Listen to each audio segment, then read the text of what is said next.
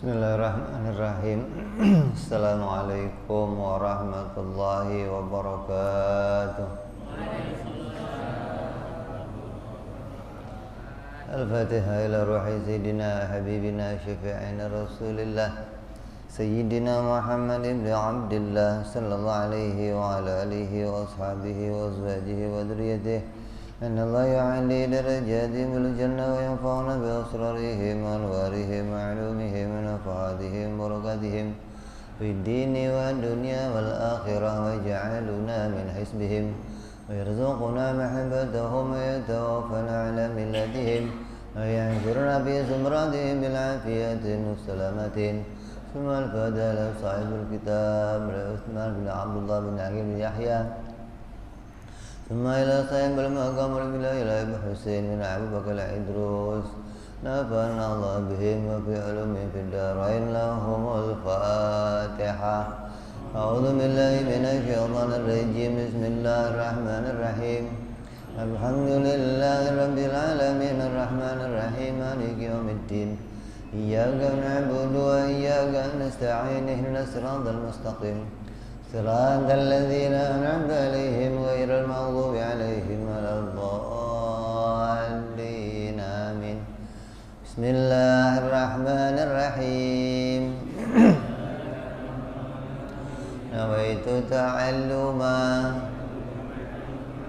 وتعليما وتذكرا وتذكيرا والنفعا والانتفاع والإفادة والاستفادة والحثا على تمسك بكتاب الله وسنة رسول الله صلى الله عليه وسلم ودعاء إلى الهدى ودلالة على الخير ابتغاء مرضاته وقربه وثوابه وحسن الخاتمة مع اللطف والعافية وصلاح العاقبة.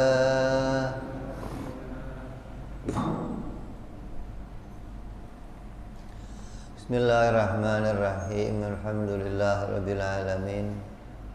Salatu wassalamu ala asyrafil anbiya'i wal mursalin Sayyidina wa habibina wa syafi'ina wa maulana Muhammadin wa ala alihi wa sahbihi ajma'in, amma ba'du. Qala musanniful kitab rahimahullah Al-Habib Utsman bin Abdullah bin Aqil bin Yahya nafa'ana Allahu bihi wa bi'ulumihi fid darain. Allahumma aftah qulubana futuhal arifin wa bihikmatika wansur alaina birahmatika ya arhamar rahimin. Ila anqal. Yang lalu sudah kita bahas sifat hayat. Wajib Allah bersifat hidup, dan hidupnya Allah tidak dengan ruh. Selanjutnya kita akan bahas wajibnya Allah bersifat sama dan basor. Wajib Allah bersifat mendengar, dan wajib Allah bersifat melihat.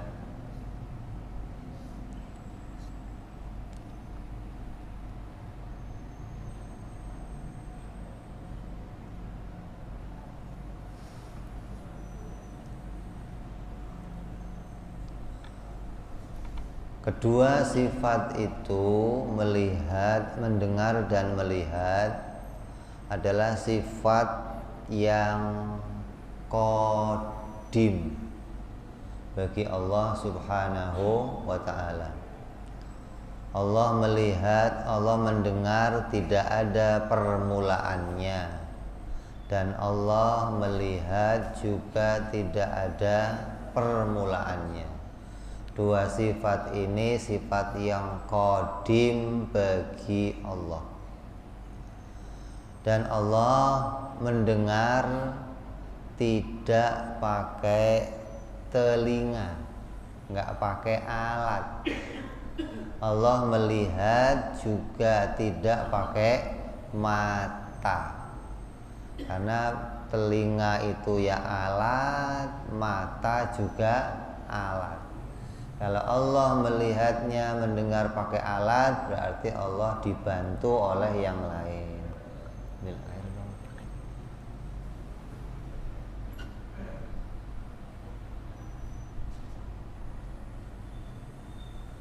Matiin. Di dalam.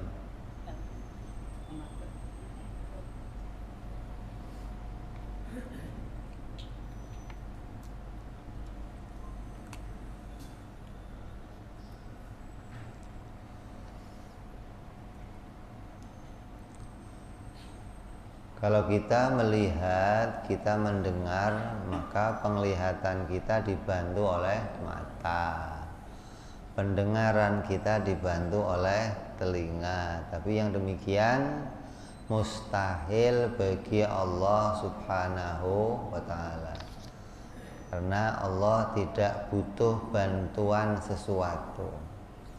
Jadi wajib kita imani Allah mendengar tidak dengan mata, dan Allah melihat tidak dengan mata. Di sini yang didahulukan mendengar dulu baru melihat.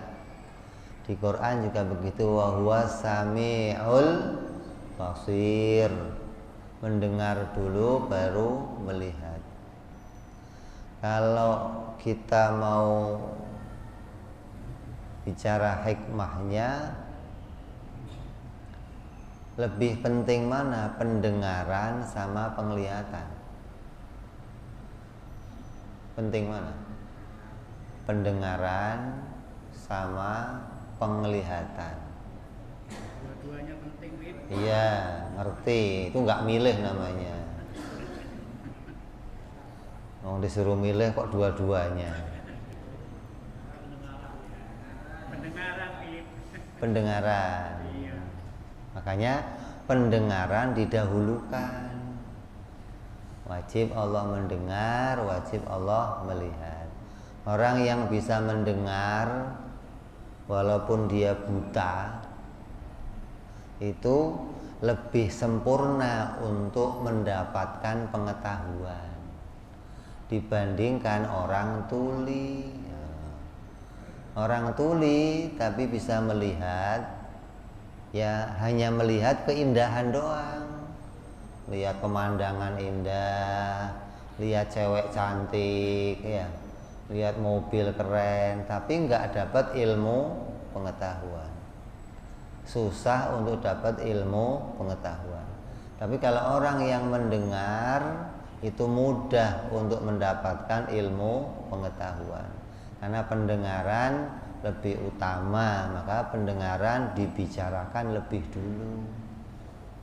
Makanya banyakkan wali-wali itu ada yang bersifat buta, tapi jarang yang budek. Maksudnya kalau buta banyak, karena pendengarannya berfungsi dengan baik hingga dia mudah untuk mendapatkan pelajaran dari para guru-guru.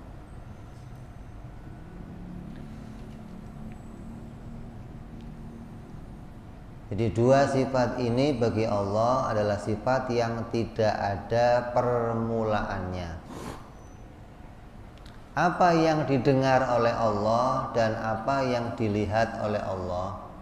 Allah mendengar segala sesuatu.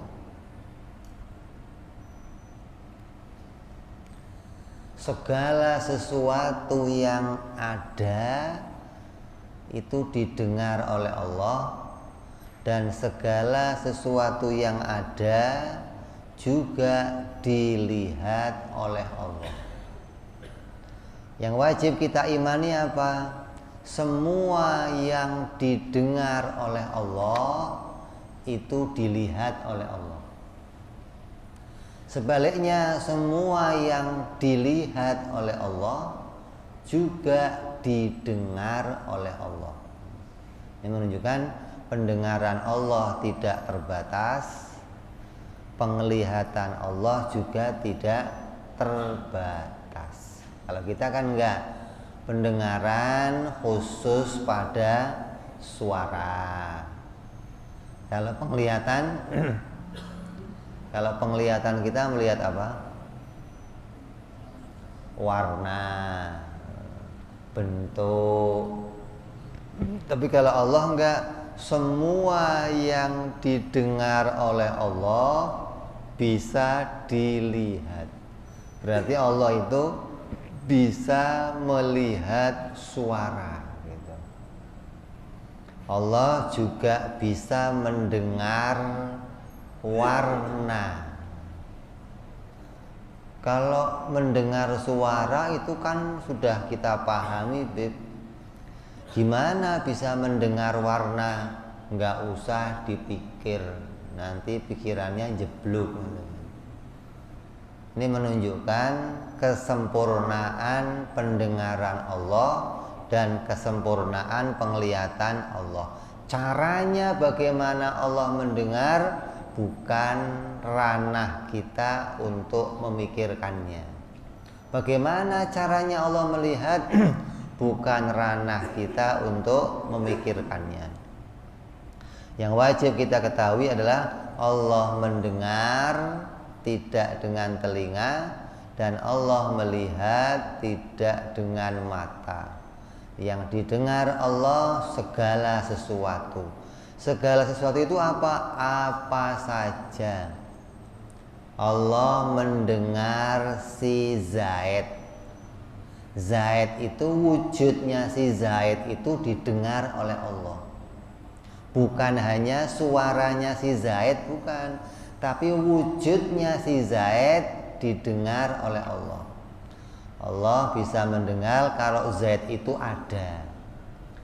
Wujudnya tembok didengar oleh Allah. Wujudnya matahari didengar oleh Allah. Wujudnya bintang-bintang didengar oleh Allah.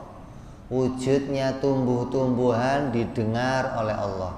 Bukan hanya dilihat. Ini menunjukkan pendengaran Allah tidak terbatas. Pendengaran Allah sempurna. Begitupun penglihatan Allah. Allah melihat wujudnya si Zaid. Allah melihat wujudnya bintang, wujudnya manusia, wujudnya tumbuh-tumbuhan. Begitupun Allah melihat suaranya. Gimana caranya melihat suara, Bib? Itu kekhususan bagi sifatnya Allah Subhanahu wa ta'ala. Jadi segala macam wujud-wujud, segala macam suara-suara, segala macam warna-warna didengar dan dilihat oleh Allah. Dan Allah melihat ini semua tidak bergantian. Allah mendengar ini semua tidak bergantian. Kalau kita kan mendengarnya ya bergantian. Kalau satu ngomong kita nggak bisa dengar bareng-bareng. Yang begitu enggak bagi Allah. Allah pendengarannya sempurna. Hingga sedunia kalaupun dia doa bersama-sama, Allah mendengar semua doa-doa kita. Jadi yang wujudnya nyata itu dilihat oleh Allah. yang gak nyata pun didengar oleh Allah. Seperti apa contohnya? Wujudnya suara atau pembicaraan hati kita. Segala yang muncul di hati kita ketika hati kita ngomong nih, saya pingin anu, saya mau kesono, saya mau begini. Hatinya ngomong, itu didengar dan dilihat oleh Allah Subhanahu wa ta'ala. Makanya kata Nabi, ketika sahabat diperintahkan berdoa, sahabat ketika doanya kenceng. Ya Allah, kabulkan doa. Kata Nabi apa? Kalau doa nggak usah kenceng-kenceng. Yang kalian mintain itu maha mendengar dan maha melihat. Artinya, andai pun kamu doa di dalam hati, tetap doa itu didengar oleh Allah Subhanahu wa ta'ala. Kalau kita kan enggak, kalau enggak ada suaranya ya enggak denger kita. Bagaimana mau kita aminin kalau enggak ada suaranya? Tapi beda bagi pendengaran dan penglihatannya Allah Subhanahu wa ta'ala. Hanya kita kalau kepada Allah asal hatinya kerentek aja, ya Allah, pingin ini ya Allah, itu nyampai kepada Allah, itu didengar oleh Allah Subhanahu wa ta'ala. Makanya kalau kita melihat ada orang yang soleh, hatinya ngerentek, ya Allah, jadikan anak-anak saya soleh begitu, jadikan diri saya soleh. Hatinya ngerentek begitu, itu nyambung, connect kepada Allah Subhanahu.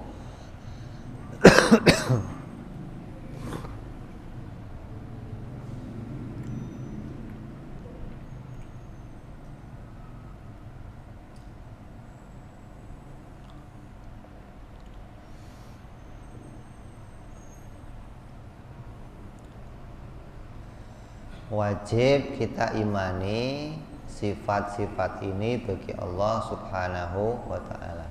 Maka Allah itu melihatnya tidak dengan mata. Kenapa? Penglihatan yang pakai mata itu terbatas. Kalau Allah melihat pakai mata, maka yang dilihat Allah apa? Terbatas. Makanya kita harus hati-hati sama kelompok-kelompok yang meyakini kalau Allah itu punya mata, tapi matanya beda dengan matanya kita. Hati-hati nih. Allah itu mendengar pakai telinga, tapi telinganya beda dengan telinga kita. Kita nggak mengimani yang demikian, tapi kita ahli sunnah wal jamaah mengimani Allah mustahil melihatnya butuh mata, mustahil mendengarnya butuh telinga. Karena kalau mata itu melihat, maka mata itu melihatnya pakai apa namanya? Retina ya, kornea.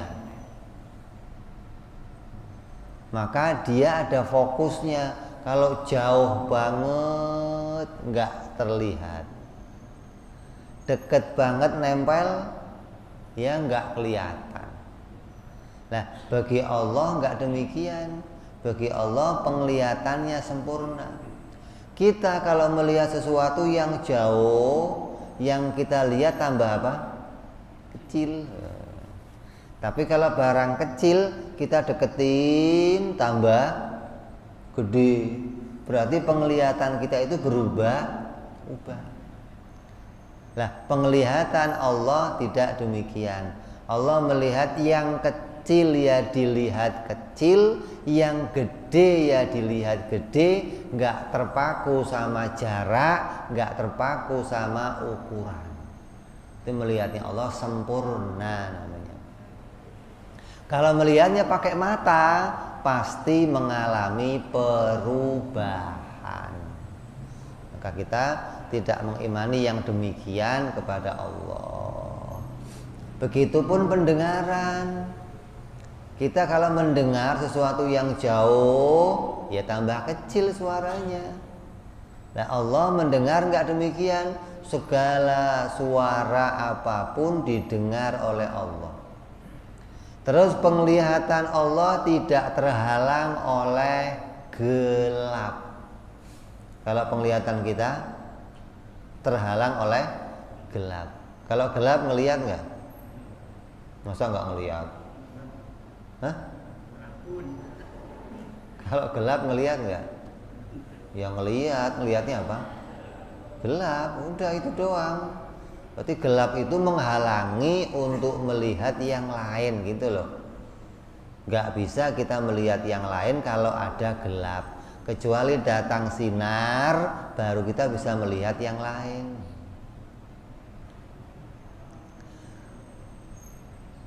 Allah melihat segala sesuatu tidak terhalang oleh yang namanya gelap. Semut yang hitam, ini digambarkan nih, di atas batu hitam, di tengah malam yang gelap gulita, itu dilihat oleh Allah Subhanahu wa ta'ala. Nah, kita boro-boro ngelihat tempat terang aja semut kadang nggak kelihatan. Kenapa? Kecil. Allah tidak terhalang penglihatannya. Kita kalau mau melihat sesuatu yang di dalamnya air, dalam air itu ada hewannya enggak? Ada enggak? Kalau kita mau lihat pakai apa alatnya? Hah? Mikroskop apa? Nah, itu dah pokoknya dah. Baru kelihatan. Kenapa? Karena mata kita ini terbatas. Hanya bisa melihat yang kecil ya sebatas. Itu lebih kecil lagi terhalang. Tapi bagi Allah nggak ada yang terhalang untuk dilihat. Begitupun didengar. Allah mendengar langkahnya semut. Semut itu kalau melangkah ada suaranya nggak? Nggak ada. Semut kalau berjalan ada suaranya nggak? Kita nggak mendengar. Kenapa? Karena terbatasnya pendengaran kita, gitu loh. Nah, yang demikian tidak bagi Allah Subhanahu wa ta'ala. Karena kita itu kalau mendengar pakai telinga itu tergantung sama yang namanya kendang telinga. Di tiap manusia itu ada gendang telinga. Cara kerjanya bagaimana? Kalau gendang itu bergetar, baru kita mendengar. Kalau gendang itu nggak bergetar, ada suara pun kita nggak akan mendengar. Di luar sono nih ada orang ngomong, kita nggak dengar. Kenapa? Karena nggak nyampe ke gendang telinga kita. Itu menunjukkan pendengaran kita terbatas. Ada orang di luar sono, ada tembok, ya kita terhalang untuk melihatnya. Bagi Allah tidak ada penghalang apapun untuk melihat. Gelap ya tidak menghalangi Allah, tembok enggak menghalangi Allah, pakaian tidak menghalangi Allah. Jadi segalanya tidak ada yang menghalangi bagi Allah. Makanya ada kelompok-kelompok yang mengatakan apa? Pakaian itu nggak ada gunanya di hadapan Allah. Kalau ibadah nggak perlu pakai pakaian, karena pakai pakaian ya begitu sama Allah melihat, nggak pakai pakaian juga Allah. Jadi sholatnya nggak perlu pakai. Ada tuh kelompok-kelompok begitu, hati-hati nih. Orang-orang yang mau mengartikan agama semaunya sendiri. Sekarang banyak bermunculan kelompok-kelompok seperti itu yang aneh-aneh begitu. Kayak mau sampai ilmu hakikat, tapi justru meninggalkan syariat. Syariat berpakaian ini kan nggak urusan sama Allah. Allah mau kamu pakai pakaian ya dia melihat segalanya, nggak pakai pakaian juga melihat segalanya. Adapun kita pakai pakaian itu perintahnya Allah. nutup aurat perintahnya Allah. Berdoa pakai suara juga perintahnya Allah. Kalau sholat jangan cuma di dalam hati, Allahu Akbar. Allah nggak boleh begitu. Kan Allah dengar, bukan masalah Allah dengar, tapi perintahnya Allah bersuara, gitu loh. Makanya orang yang baca Quran, Quran dipegang, tapi bacanya itu nggak ada pahalanya. Kalau Quran pengen dapat pahala, ya disuarakan. Karena Quran itu ketika disuarakan, nanti akan ada tajwid yang dibaca, ada cara baca yang baik, ada nada-nadanya gitu. Beda sama zikir loh. Kalau zikir di dalam hati juga dapat pahala. Kalau baca Quran harus disuarakan. Jadi nggak berurusan sama, tapi kan Allah dengar, Bib. Iya, Allah dengar mah dengar, nggak berkaitan sama mau kamu bersuara atau nggak bersuara, tapi ada yang diperintahkan Allah untuk kita suarakan. Ini namanya kita ngerti sifat-sifat Allah, juga kita ngerti yang namanya syariat yang diperintahkan oleh Allah. Jangan kebablasan. Mentang-mentang Allah itu maha mendengar, sholatnya nggak pakai suara. Mentang-mentang Allah maha mendengar, nanti kalau doa nggak pakai suara. Allah maha melihat, jadi nggak perlu ditutupin pakaiannya. Tutup pakaian ya Allah lihat, nggak pakai pakaian Allah lihat, nggak begitu. Ya, jadi Allah melihat segala sesuatu. Kalau Allah melihatnya pakai alat, pasti penglihatan Allah dan pendengaran Allah menjadi terbatas. Sedangkan kita mengimani Allah melihat tidak terbatas dan Allah mendengar juga tidak terbatas.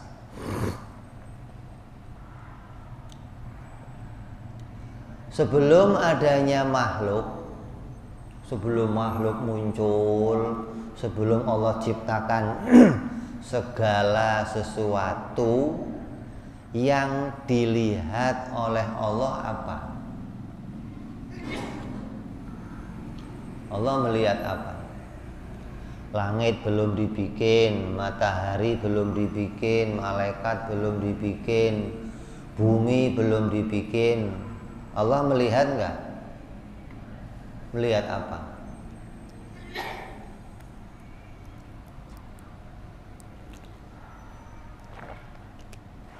Melihat apa? Melihat dirinya sendiri. Itu dong. Kan dirinya Allah ada. Sifat-sifatnya Allah juga ada. Maka Allah melihat kesempurnaan dirinya sendiri. Zatnya yang sempurna dilihat, sifat-sifatnya yang sempurna juga dilihat. Menunjukkan bahwa penglihatan Allah itu tidak ada permulaannya. Jadi jangan ngomong Allah mah tadinya nggak lihat, setelah kita dibikin Allah baru lihat. Oh, nggak begitu. Mendengar juga begitu. Sebelum adanya makhluk, Allah mendengar apa? Mendengar kalamnya sendiri.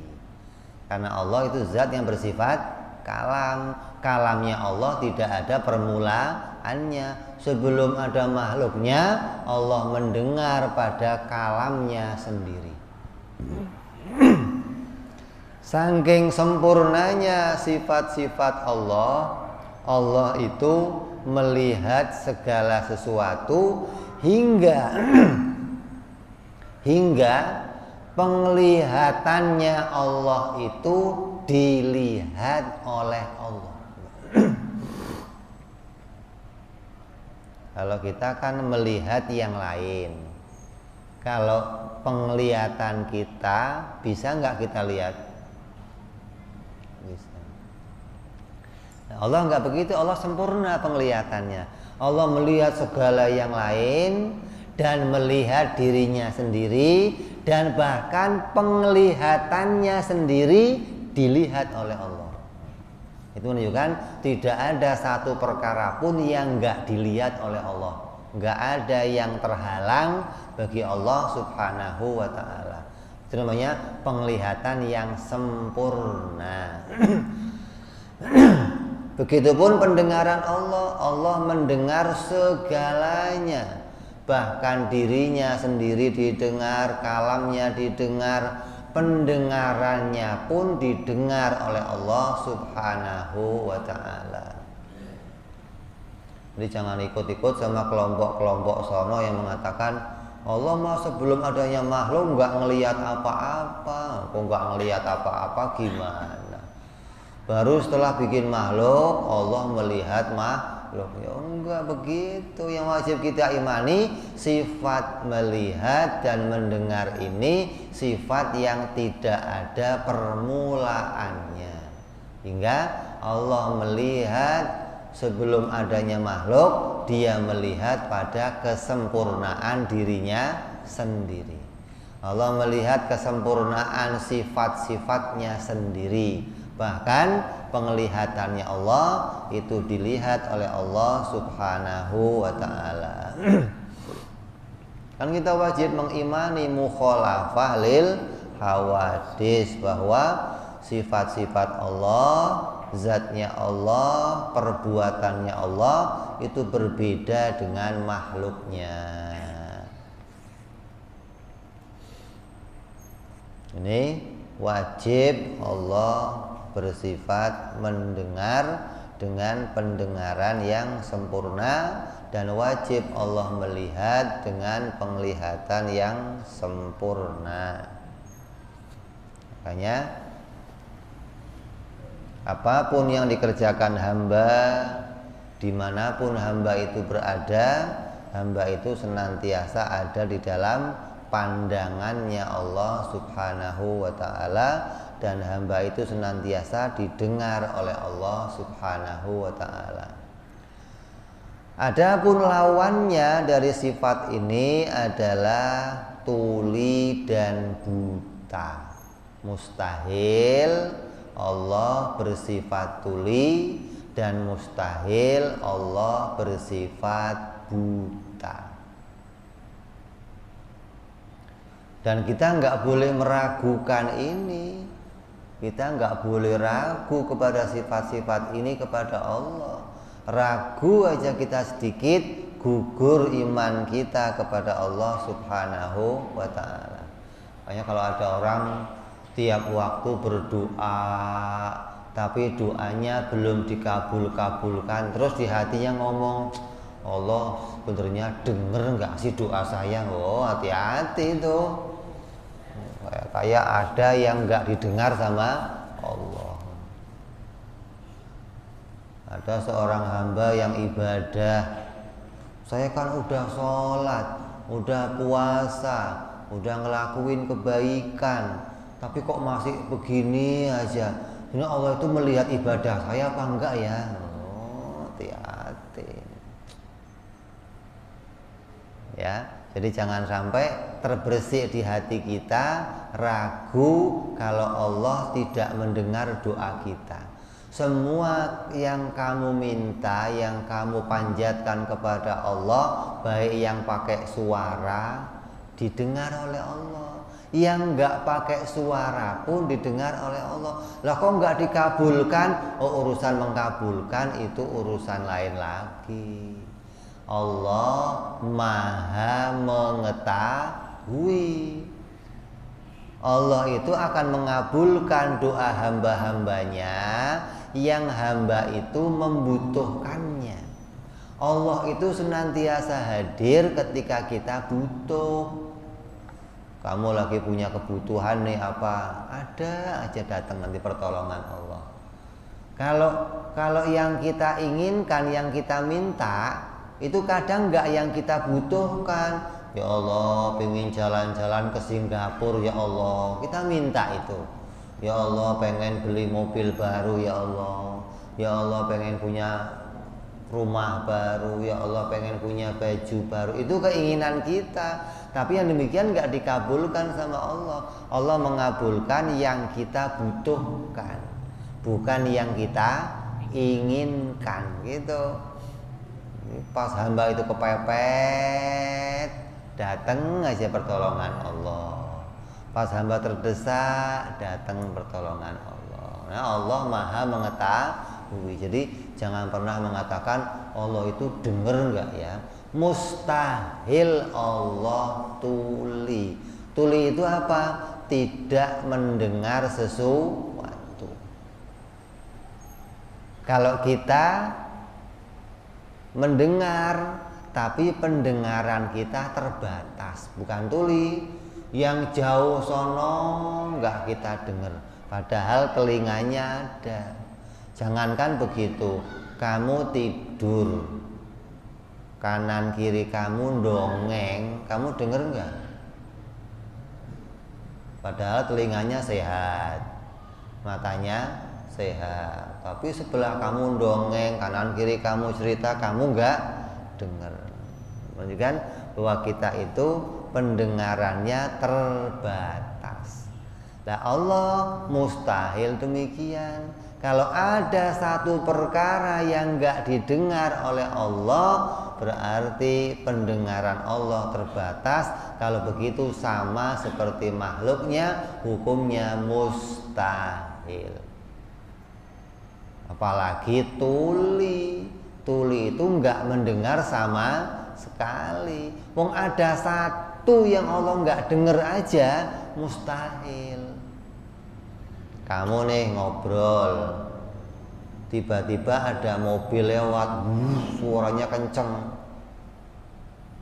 Tar stop dulu nih mobilnya biar lewat. Kenapa? Ya nggak bisa dengar, terhalang oleh suara yang lain.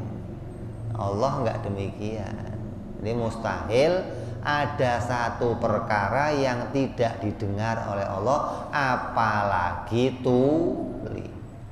Begitupun penglihatan, mustahil ada sesuatu yang nggak dilihat oleh Allah, apalagi Allah buta. Hukumnya mustahil. Ada satu hal yang terjadi di jagat ini, tapi Allah nggak melihatnya, itu mustahil. Makanya di dalam hadis-hadisnya Rasul ada tuh perkataan bahwa Allah tidak akan melihat seorang hamba nanti di akhirat yang hamba itu melakukan hal kemaksiatan begini, maka hamba itu enggak akan dipandang oleh Allah. Bisa enggak Allah enggak memandang kita? Bisa enggak? Kalau saya enggak mau lihat kamu, bisa saya melengos gitu aja kamu enggak kelihatan. Nah, kalau Allah bisa enggak melihat kita? Bisa enggak? Enggak bisa. Kenapa? Karena Allah itu wajib melihat. Tidak ada yang enggak dilihat Allah, enggak ada. Jadi kalau ada perkataan hadis Allah tidak akan melihat hambanya, maknanya tidak akan melihat dengan pandangan kasih sayang, gitu loh. Karena pandangan Allah ada dua nih, ada pandangan kasih sayang, ada pandangan ghadab, pandangan azab. Kayak kamu ngelihat anak kamu lah, ada yang kamu lihat anak kamu penuh cinta, ada yang gedek lihatnya, gemes gua lihat kamu, begitu loh. Berarti ada dua pandangan nih, tapi tetap semua hamba itu dilihat oleh Allah. Mustahil ada hamba yang enggak dilihat Allah, mustahil. Begitupun pendengaran. Kalau kamu bercerita depan saya enggak mau dengar, saya tutup telinga saya, selesai, enggak dengar. Nah, Allah mustahil begitu. Mustahil ada sesuatu yang enggak didengar oleh Allah. Jadi enggak bisa Allah tidak mendengar sesuatu dari hambanya, enggak bisa. wajib mendengar dan wajib melihat. Ini makna yang harus kita ketahui. Jadi jangan sampai kamu ikut-ikutan orang yang mengatakan nanti ada orang yang nggak dilihat Allah. Gimana maksudnya? Allah melengos sama dia. Mana ada Allah melengos? Ente kira Allah pakai mata ngelihatnya? Hati-hati nih. Ini gara-gara apa? Gara-gara apa? Ngaji nahwu, bisa bahasa Arab, bisa baca hadis, tapi nggak ngerti akidah, nggak ngerti sifat-sifat Allah, jadinya gitu ngertiinnya. Ini kan tulisannya begini, Allah tidak akan memandang hambanya. Terus gimana? Melengos. Nah, kalau melengos berarti Allah ada kepalanya, Allah ada matanya, Allah bisa nggak melihat sesuatu. Berarti penglihatan Allah tidak wajib. Sedangkan kita wajib mengimani Allah itu penglihatannya wajib. Maksudnya bagaimana? Nggak ada satupun perkara yang nggak dilihat Allah. Jadi Allah tidak bisa tidak melihat kita, nggak bisa. Apapun yang Allah ciptakan pasti dilihatnya. Tinggal kita akan dilihat oleh Allah dengan pandangan yang baik atau pandangan yang buruk. Kan selalu ulama kita ngasih apa? Ala yallah binadra minal aini rahimah tudawi kullama bi min amradin sagima. Ya Allah, pandanglah kami dengan pandangan kasih sayang, pandangan rahmat, pandangan yang penuh dengan kebaikan, gitu loh. Makanya Allah tidak bisa tidak memandang kita. Itu namanya hukumnya wajib. Mustahil Allah tidak melihat, apalagi buta, gitu. Mustahil Allah tidak mendengar, apalagi tuli. Ini batasan inilah yang wajib kita imani pada Allah, hingga jangan sampai kita ikut-ikut pahamnya orang-orang di luar ahli sunnah yang salah mengenali sifat-sifat Allah subhanahu wa ta'ala. Yang pertama, apa yang salah? Mereka mengimani Allah melihat dengan mata, tapi matanya nggak sama dengan mata kita. Tinggalkan pemahaman seperti itu. Yang kedua, Allah bisa tidak melihat kita. Allah bisa mengalihkan pandangannya dari kita. Itu mustahil. Karena Allah wajib melihat, segalanya wajib dilihat oleh Allah subhanahu wa ta'ala. Begitupun pendengaran. Allah mendengar tidak pakai telinga. Mustahil Allah mendengarnya pakai alat. Tinggalkan pemahaman yang mengatakan Allah mendengar pakai telinga, tapi telinganya beda dengan telinga kita. Tinggalkan yang begitu. Kemudian ada yang Allah tidak dengar. Mustahil. Kalau begitu nanti sama pendengaran Allah dengan pendengaran hambanya. Apa dalilnya kalau Allah itu bersifat melihat, bersifat mendengar dan melihat? Buktinya apa? Oh, buktinya Allah langsung menyampaikan dengan firman-Nya, wa huwas samiul basir. Allah berfirman dalam Al-Qur'an bahwa Allah itu zat yang maha melihat dan maha mendengar. Wallahu basirun bima ta'malun. Dan Allah itu melihat atas apapun yang kalian kerjakan. Makanya kita harus bersih, tanzih dalam mengimani Allah subhanahu wa ta'ala. Ayat yang sempurnanya bagaimana? Laisa kamislihi syai'un wa huwa samiul basir. Ayatnya apa? Laisa kamislihi syai'un wa huwa samiul basir.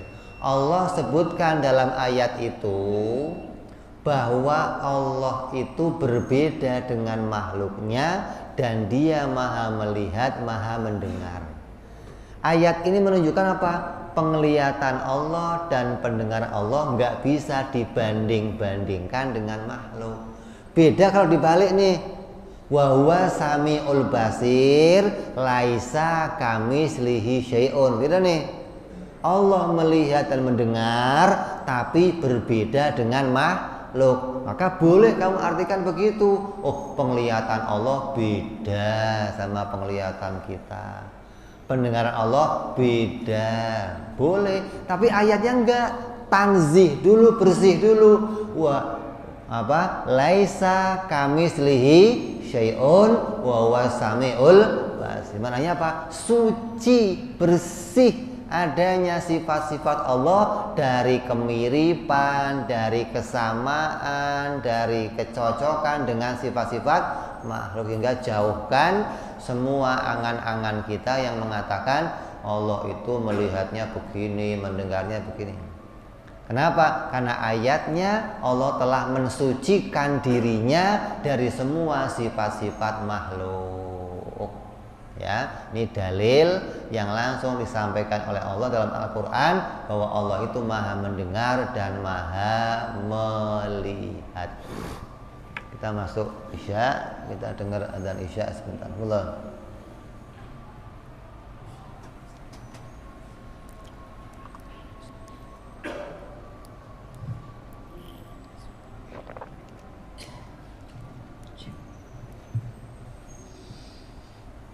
Allahu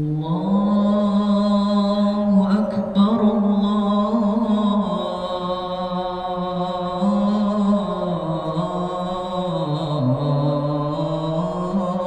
Akbar, Allahu Akbar, Allahu Akbar. Allahu Akbar, Allahu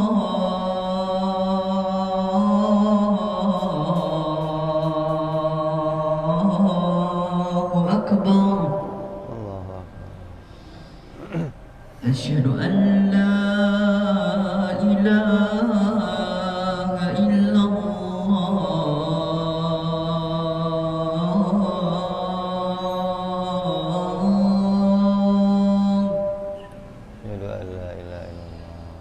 Asyhadu an la ilaha illallah.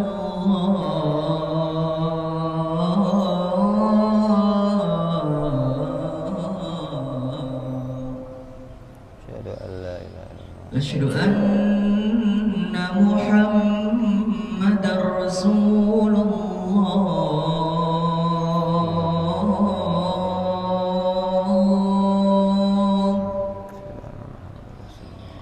Asyhadu anna Muhammadar Rasulullah.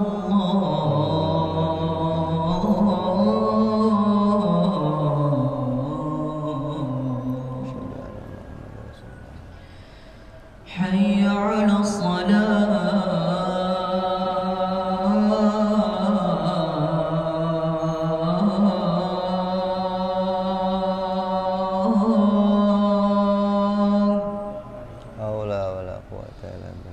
حي على الصلاة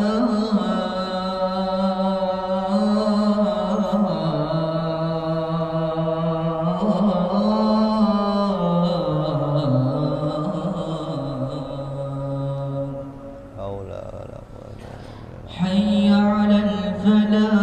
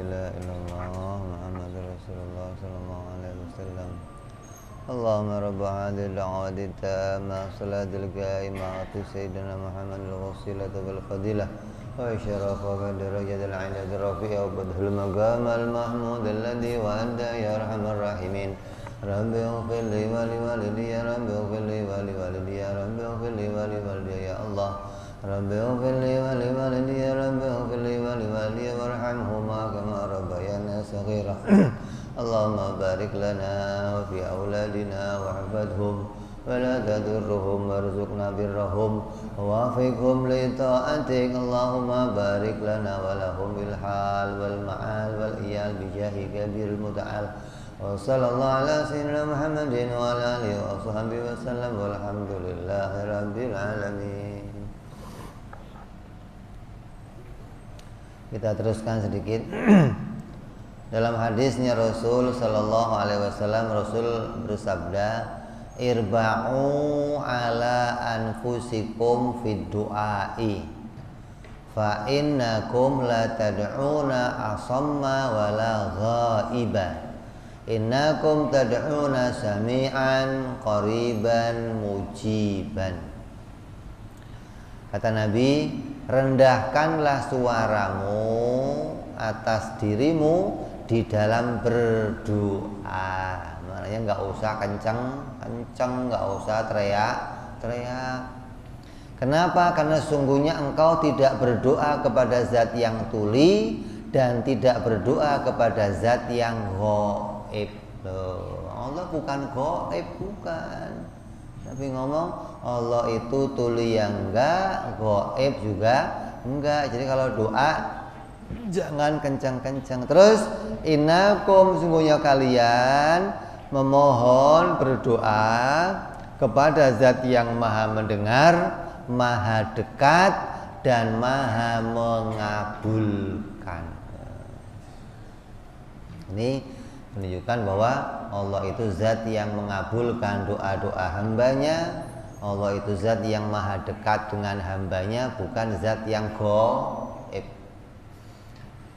Kemudian kata Habib Utsman bin Yahya, maka seharusnya orang yang mengimani bahwa Allah itu zat yang maha mendengar, dia takut mengucapkan perkataan-perkataan yang haram, takut sampai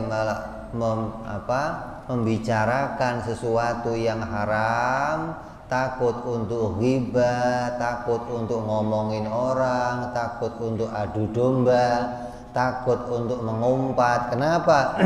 Karena dia sadar bahwa Allah mendengar apapun yang diucapkannya. Begitupun orang yang sadar bahwa Allah itu maha melihat, maka sepantasnya bagi dia tidak lagi berani melakukan kemaksiatan, walaupun itu di tempat ramai ataupun di tempat yang sepi. Kenapa? Karena Allah maha melihat apa yang kalian kerjakan. Di tengah ramai ya Allah melihat, di tengah yang sepi Allah juga melihat, karena kita tidak bisa tidak dilihat oleh Allah. Tidak ada penghalang bagi Allah kepada hamba-hambanya. Allah jelas melihat hambanya dan Allah jelas mendengar kepada hamba-hambanya.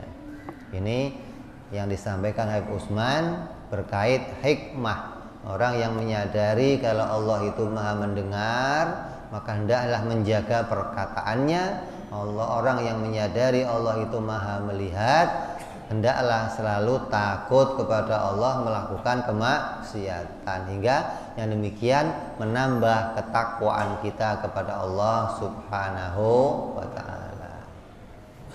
Sampai sini barangkali ada yang mau bertanya tentang sifat-sifat Allah Subhanahu wa ta'ala atau berkait dengan yang lainnya. Ya, Allah.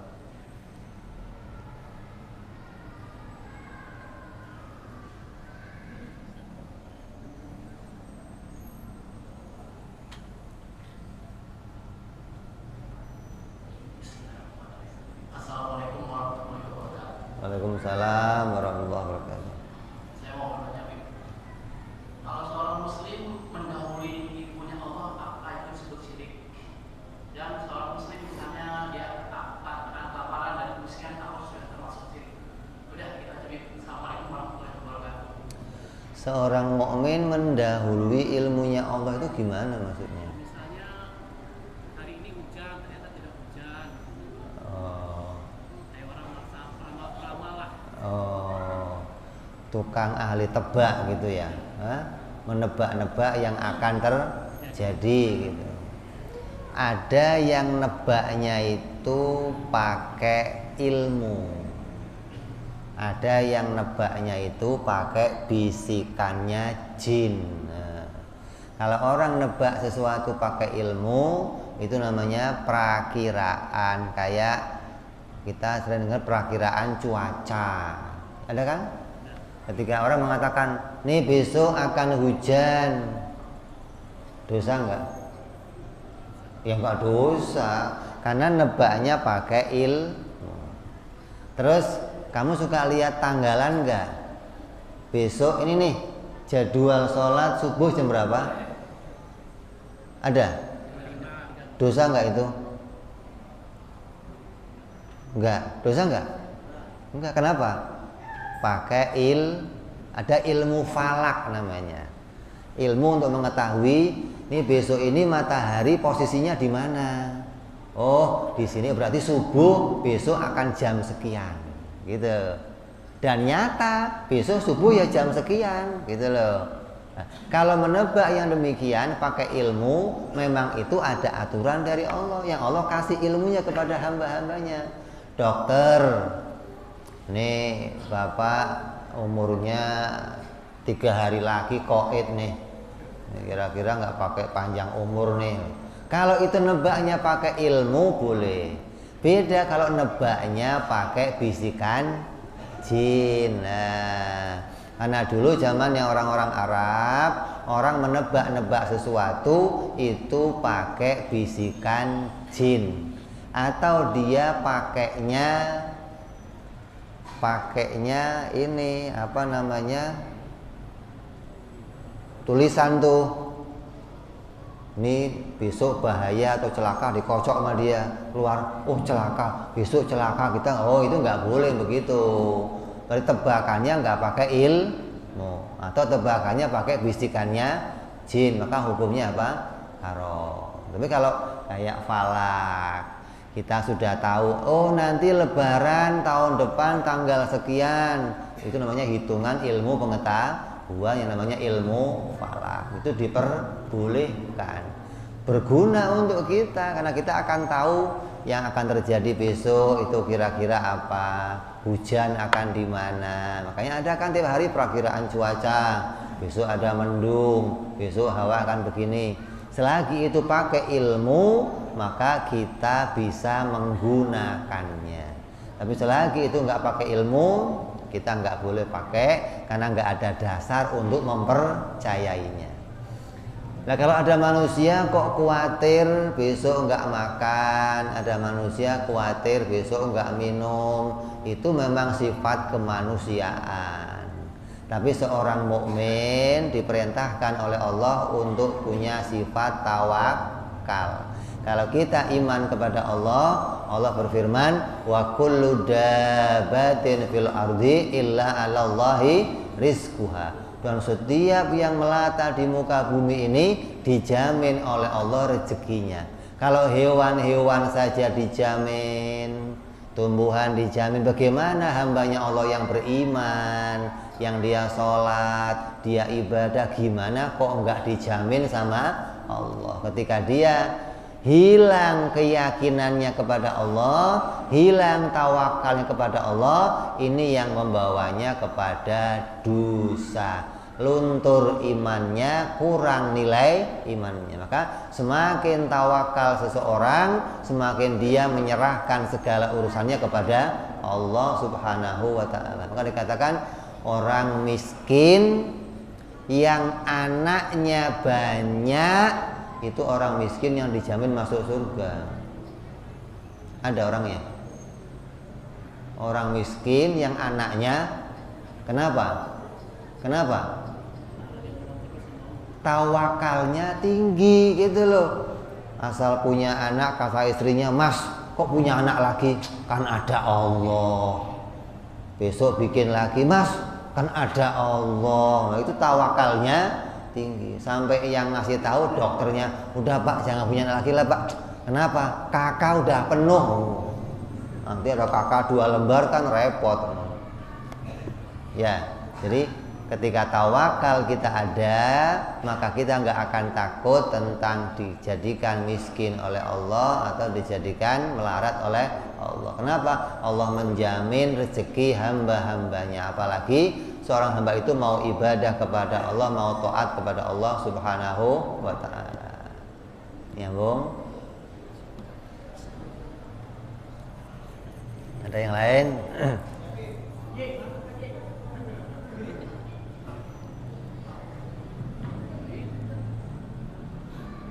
Maaf ya. Assalamualaikum warahmatullahi wabarakatuh. Waalaikumsalam warahmatullahi wabarakatuh. Ini masalah begini, Bib. Kita doa berjamaah, zikir berjamaah. Ada sebagian Bib, itu kalau doa, ya kalau doa berjamaah ada jamaahnya itu kenceng. Terus yang zikir juga suruh kenceng. Karena apa? Qaulin Allah itu Allah Maha mendengar. Seperti dikatakan Habib tadi, mendengar dan sifat segala-galanya lah namanya Allah. Tapi ini Qaulin Nas, seorang jamaah ini kadang-kadang kalau ucap doanya itu pelan, itu kepalanya begini Beb. Jadi tidak ngamini. Seperti zikir la ilaha illallah, la ilaha illallah. Ustaznya kenceng-kenceng, tapi jamaahnya kalau dia ustaznya nggak kenceng, jamnya sama, nyediain kepala begini. Ngantuk tidur nih.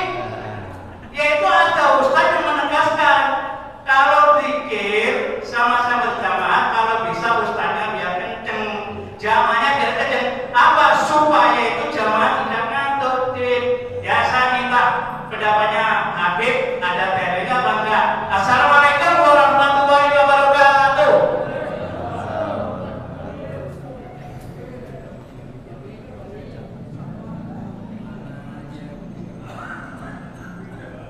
Udah.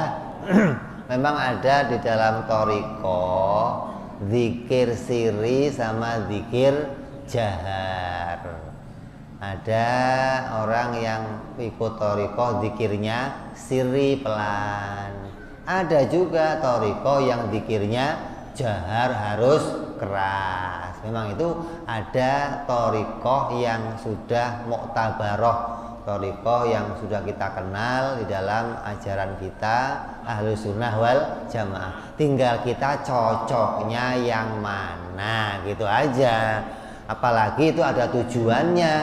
Kayak khotib Jumat itu kalau khotibnya Allahu Akbar itu jamaah juga melek. Tapi kalau khotibnya Bismillahirrahmanirrahim, jamaah ya liar-liar ngantuk begitu. Makanya ada khotib yang kalau khutbah kencang, keras. Kenapa? Tujuannya satu biar didengerin, biar jamaahnya enggak ngantuk. Begitupun ustadz yang memang sengaja zikirnya dikerasin, tujuannya bukan Allah itu kan sudah mendengar, enggak usah kenceng-kenceng. Tapi tujuannya adalah biar jamaahnya semangat, zikirnya juga mau ikut dan enggak ngantuk lagi. Jadi punya tujuan beda nih. Ini kalau bicara dalilnya, memang ada dalilnya. Seseorang ikut thariqah yang zikirnya sirri atau thariqah yang zikirnya jahar gitu loh. Jadi boleh mau pakai. Kalau bicara hadis Nabi tadi, doanya jangan kenceng-kenceng, maknanya jangan menganggap kalau kita doa pelan Allah enggak dengar. Beda nih.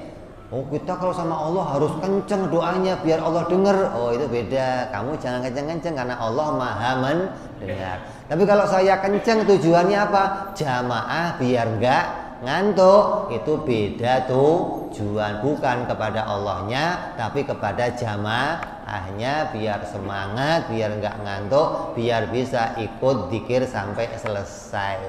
Lah kalau dia ngantuk, dapatnya apa? Duduk doang pahala dapat, zikir enggak dapat. Siap? Udah? Kita tutup, kita teruskan. Oh iya, satu lagi. Assalamualaikum warahmatullahi wabarakatuh. Assalamualaikum warahmatullahi wabarakatuh. Ketika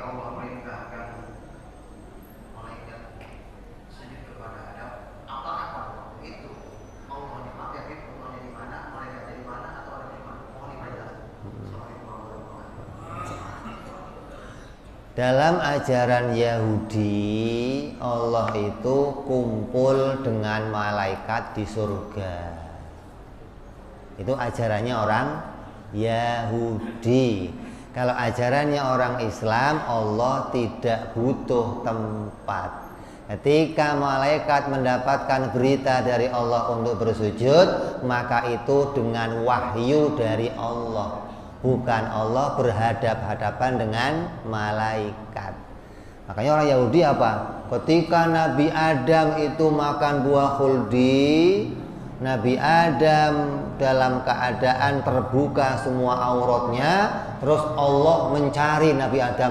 Adam, kamu di mana Adam? Itu ajarannya orang-orang. Kita enggak begitu. Kita enggak mengimani kalau Allah itu berada di dalam surga. Kita iman Allah tidak butuh tempat. Yang di surga siapa? Malaikat dan Nabi Adam. Ketika Nabi Adam dimunculkan, diciptakan, dihidupkan, Allah wahyukan kepada malaikat untuk sujud kepada Nabi Adam alaihi salam. Jadi bukan Allahnya kumpul bareng. Nabi Adam, Allah, malaikat sujud, enggak begitu. Oke, nyambung. Kita lanjutkan insya Allah yang akan datang. Oh iya, ada lagi, masya Allah. Waalaikumsalam warahmatullahi wabarakatuh. Saya mau menanyakan hasil ceramah yang sudah 2 minggu, yaitu Allah Maha Penggerak. Apa? Allah Maha Penggerak. Penggerak. Ya, kalau masalah Allah Maha Penggerak, sudah mengetahui Allah Maha Pencipta dan Allah Maha Kuasa. Yang saya tanyakan di sini adalah cuma satu bit, yaitu masalah nasib seseorang. Ya, nasib seseorang ini kan diciptakan oleh Allah, diberikan akal dan pikiran. Nah, ini yang saya tanyakan, apakah akal dan pikiran itu diberikan oleh Allah? Karena Allah mengatakan Allah tidak akan merubah nasib seseorang apabila seseorang itu sendiri yang merubah. Nah, yang saya tanyakan adalah bagaimana nih, apakah bergerak itu adalah pikiran manusia itu sendiri atau Allah yang menggerakkan itu aja kepada kita. Semua yang ada pada kita, baik gerakan hati kita, gerakan badan kita, ya semua digerakkan oleh Allah Subhanahu wa ta'ala. Tapi Allah menggerakkannya bukan dengan cara dipaksa. Allah menggerakkannya dengan cara kita diberikan pilihan, gitu loh. Makanya ada orang yang oleh Allah tiba-tiba digerakkan untuk memilih menjauh dari agama Islam. Padahal petunjuknya diberi, Nabi dikasih, ulama dikasih, kiai dikasih, tapi hatinya tergerak untuk menjauh, nggak mau masuk Islam. Ada orang yang tergerak ketika diberikan hidayah, Nabi datang, tergerak untuk meluk agama Islam. Jadi Allah jadikan dua hambanya. Ada hamba yang diberikan kebaikan berupa menerima petunjuk Allah, ada hamba yang dijauhkan dari kebaikan. Kayak contohnya siapa? Setan. Setan dan malaikat dua-duanya diperintah apa? Sujud sama Nabi Adam. Malaikat digerakkan oleh Allah, diberikan hati, mau rela tunduk sama Nabi Adam. Iblis digerakkan oleh Allah, dimunculkan kesombongan hatinya, menolak untuk sujud sama Nabi Adam. Jadi dua-duanya yang bikin Allah, tapi Allah enggak memaksanya. Allah menjadikan pilihan. Pilihan itulah yang nanti akan kita tanggung jawabi. Kenapa kamu milihnya kok enggak sujud? Padahal saya perintahnya sujud, gitu loh. Sama dengan nasibnya hamba. Ada hamba yang hari ini kerja, ada hamba yang enggak kerja. Makanya Imam Ghazali radhiyallahu anhu ditanya, Pak Imam Ghazali, andai saya hari ini menambah waktu kerja saya, jam kerja saya tambah, yang tadinya 8 jam jadi 10 atau 12 jam, apakah rezeki saya nambah? Kata Imam Ghazali apa? Tidak. Walaupun kita tergerak untuk menambah jam kerja kita, tetap rezekinya segitu. Tuh kata Imam Ghazali. Terus sebaliknya, andai saya males-malesan, gimana Imam Ghazali? Saya udah hari ini nggak mau kerja lah. Apakah rezeki saya berkurang? Juga tidak. Menunjukkan apa? Bahwa jatah setiap hamba sudah ditulis oleh Allah. Kalau kamu hari ini akan dapat segini, tapi Allah yang menggerakkan hatinya. Memang hari itu kamu nggak akan keluar rumah, jatahnya segini. Besok kamu keluar rumah, jatahnya lebih gede. Hingga masing-masing hamba punya nasib yang berbeda-beda atas kehendaknya Allah Subhanahu wa ta'ala.